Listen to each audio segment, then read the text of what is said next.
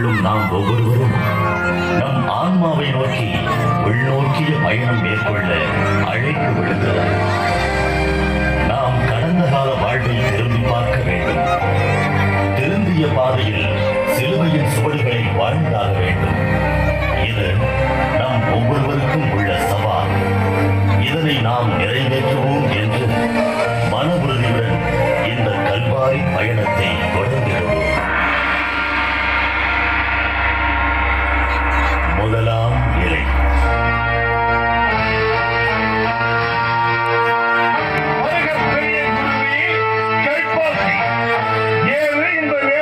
இப்படி தலை போகிற அவசரமும் தலையெழுத்தை நிர்ணயிக்க போகும் விஷயம் மாமா.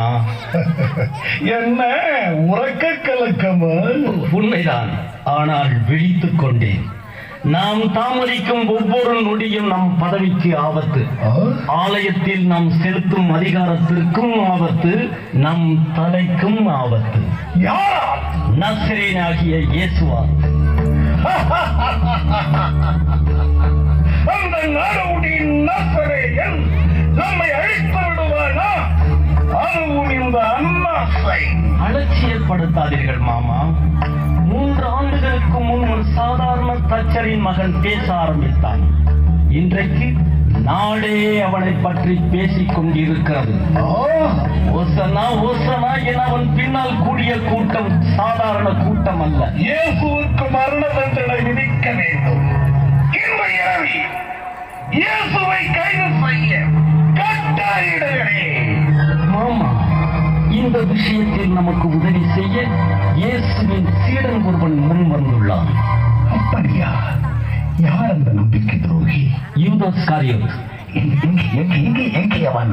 துரோகம் செய்ய வெளியே காத்திருக்கிறான். உடனே அழைத்துவா.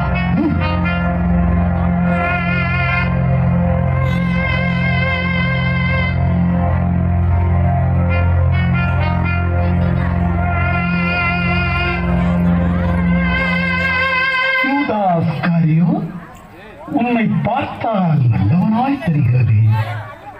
நான் அவரை காட்டிக் கொடுப்பதால் எனக்கு என்ன தருவீர்கள்? இதோ 30 வெள்ளிக்காசு பெற்றுக்கொள். ஆனால் இன்று இரவே நீ இயேசுவை காட்டிக் கொடுக்க வேண்டும்.